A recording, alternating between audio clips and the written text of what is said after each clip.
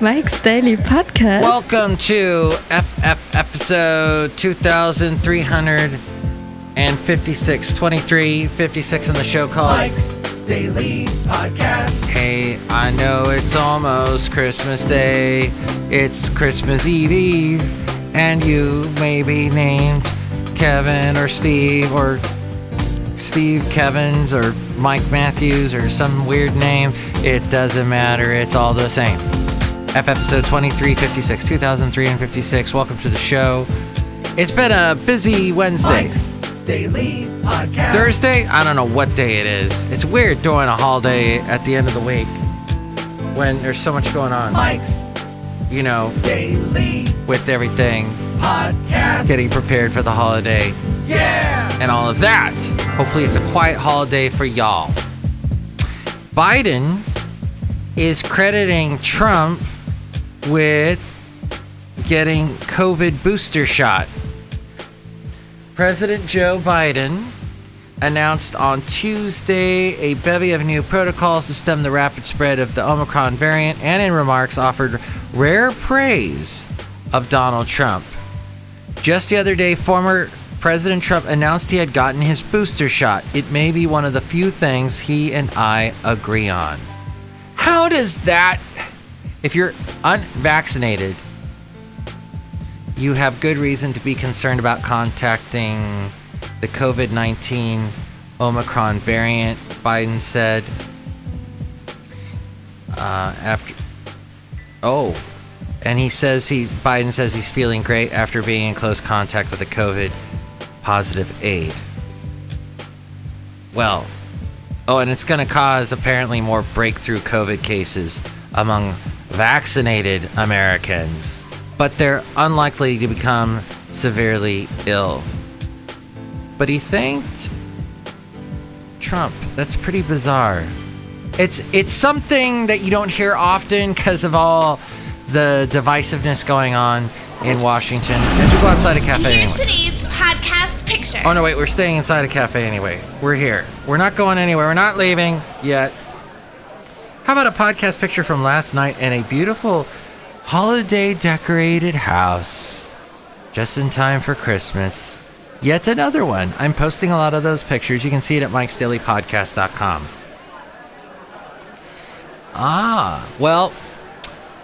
You can follow me, by the way, on Twitter.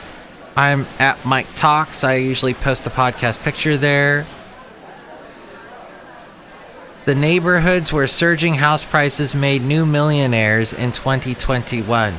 Now, this is from England, but yes, Basil, the late great Basil the boxer. We had to put him in so many sweaters this time of year. But thankfully the thermostat got fixed yesterday. Woo! Well, it wasn't the thermostat. It was the furnace. There was a little burner, the thing that kicks off, that sparks the gas. No, not the pilot light. It's the other thing. That thing was all dirty and stuff. So, the very cool heating specialist, if you would like his information, I can give it to you off the air, but he was amazing. And you can contact me at 336MM Daily. 3 + 3 = 6. MM is in Mike Matthews Daily, as in what this podcast tries to be. Sometimes get interrupted by life when a furnace stops working. And he got it to work again. And my furnace is something like 70 years old. Really? 70. Like 1953 was when it got put in the house. It basically was put in the house when the house was built. Wow. Amazing.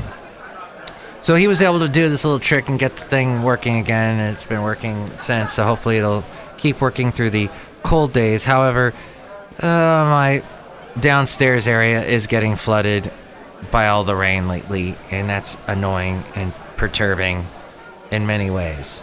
So maybe it is time to sell the house, because apparently house prices have went up a bunch this past year, and house inventory has gone down. So now these houses that are on the market are getting more expensive. Elon Musk, by the way, says he lives in a $50,000 house. It's an Austin mansion. The world's richest man said last year that he was selling physical possessions. He's been living in a billionaire friend's estate and shopping for his own Texas palace. He says his primary home is kind of awesome, a $50,000 house that he rents in South Texas near the Mexican border. He also has been living in a mansion in Austin. So that's interesting. $50,000 house. Because things are cheaper. It's owned by a guy actually named Ken Howery. He's a longtime friend of Musk's and a billionaire in his own right. He was also U.S. ambassador to Sweden under Trump. Wow. Ken Howery. I am reliably informed that IRL, he does not look like a movie villain. Talking about Elon Musk. What? Is that about? His friends like him a lot and are loyal to him. Some of them told me they don't even know about the housing arrangement with Elon. All right, well. Oh, but I guess it is near the SpaceX launch facility. It's an 8,000 square foot mansion in Austin, borrowed from a billionaire friend who is absent on account of his passion for tornado chasing. What? Wow, all that I pulled out of Twitter, but, accept that for what it is worth. So, here's the thing. You email somebody at work. They never get back to you. What's the deal? Are people not checking their email? If it's something really important, I pick up the phone. I notice a lot of people, young people that are starting work in the professional world, they think you just email somebody and stuff gets done. And if it's something that's an emergency situation type thing, no, you got to pick up the phone. Who are you going to call? Call somebody that has a way of fixing it. That doesn't really sound good with the Ghostbusters music behind it, but who are you going to call? The guy that knows how to fix it? As we go outside a cafe anyway, where we bring you Mike's Daily Podcast, somewhere in Podcastro Valley, Mont, the last place on earth. I hope you have a Merry, Merry, Merry, Merry Christmas, or whatever you celebrate. Yes, that seems to be, everybody says that. But really, people celebrate a bunch of stuff this time of year. It's the end of the year. Maybe you're just celebrating that it's the end of the year. Whatever you celebrate. Maybe it's Festivus for the rest of us. You can call me, 336MM Daily, and let me know what you celebrate. But the optimum email checking, if you have a job which requires a lot of email communication, but also a lot of other activities, checking your email twice each day is optimal.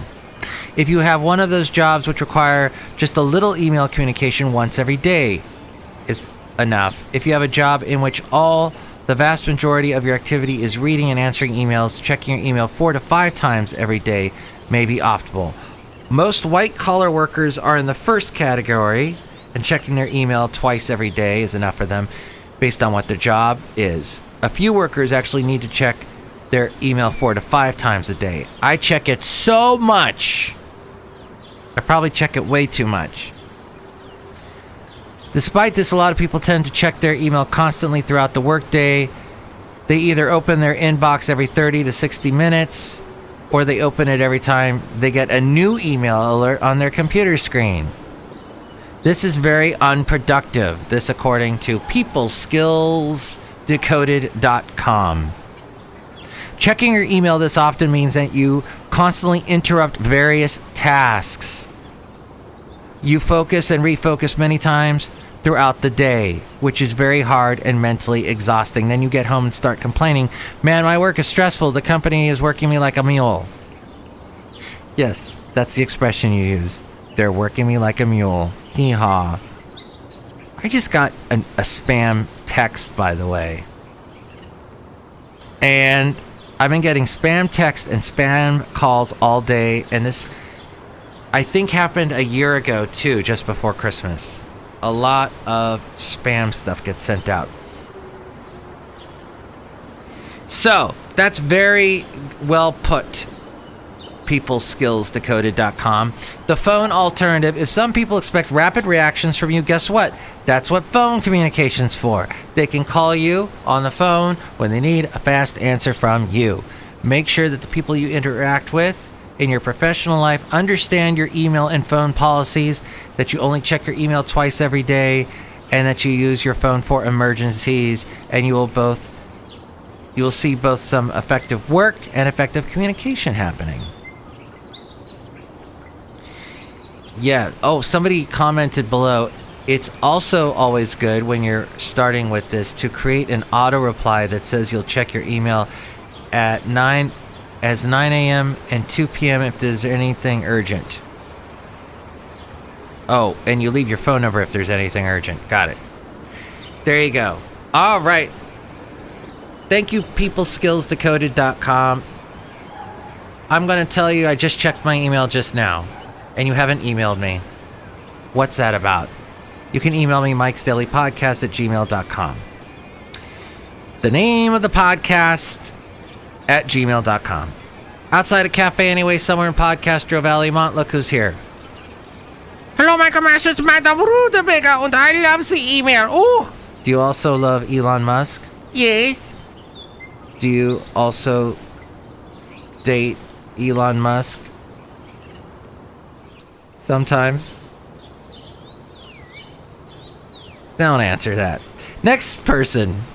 Hello there, Mike. This is Valentino, the parking attendant. And this is Bison Bentley. Do you know that? Mike, usually Madame Rutabaga says yes, like twice, and then she says no, and that throws everybody off there. Yeah, it throws them all off. Do you know that? All right, madam, would you grace us with those? Yes. And one more time? Yes. But then you got to do the quick other thing. No. There we go. Next show, it'll be the wonderful Shelley Shuhart, Floyd the Floorman, John Deere the Engineer. My gosh. I hope it's a great Christmas for you. And it's quiet. I guess it's Christmas Eve tomorrow, so I hope it's a great Christmas Eve. We always open presents on Christmas Eve. I don't know if we're going to do that this year. I also always ate bratwurst, mashed potatoes, and sauerkraut. But I'm not going to do that this year. I did that a couple days ago. It's okay. It's not a meal that I go as crazy for anymore. Not that healthy. But, hey, it was a tradition. We're all about starting traditions this time of year, aren't we? We're all about remembering traditions. Oh, you remember last year? And actually, I do have flashbacks. Christmas time, I get flashbacks of Christmases past. There really is a Dickens thing happening where you think of Christmas, the ghost of Christmas past, the ghost of Christmas future. Well, hopefully you don't have the ghost of Christmas future, because he's like that dead guy. He's death. And you don't want that. The ghost of Christmas presents, that big jolly guy with the big robe and the crown on, and he's all happy. He looks kind of like the Burger King guy. But, okay, Ghost of Christmas Past and Fezziwig and all that and good times. A year ago, I remember working at the radio station I was at, and there was all kinds of technical issues happening. And nobody was around. I had to fix it all myself. It was a lot of fun. This year, thankfully, not so much that happening, so that's good. That's a tradition I didn't want to keep. But hopefully you make wonderful traditions. Try something new this year. Don't check your emails this year. That's a great tradition to start. So, thank you for listening. I appreciate it oh so much. Oh, and I appreciate it too if you tell your friends. And I appreciate it when new mother, she became a mom this year, A-Frame, when she wraps up the show. Thank you so much. Merry Christmas. Mike's Daily Podcast is written and produced and performed by Mike Matthews. His podcast is super easy to find. Download or listen to his show and read his blog at mikesdailypodcast.com. Email Mike now at mikesdailypodcast@gmail.com. See you tomorrow. Bye.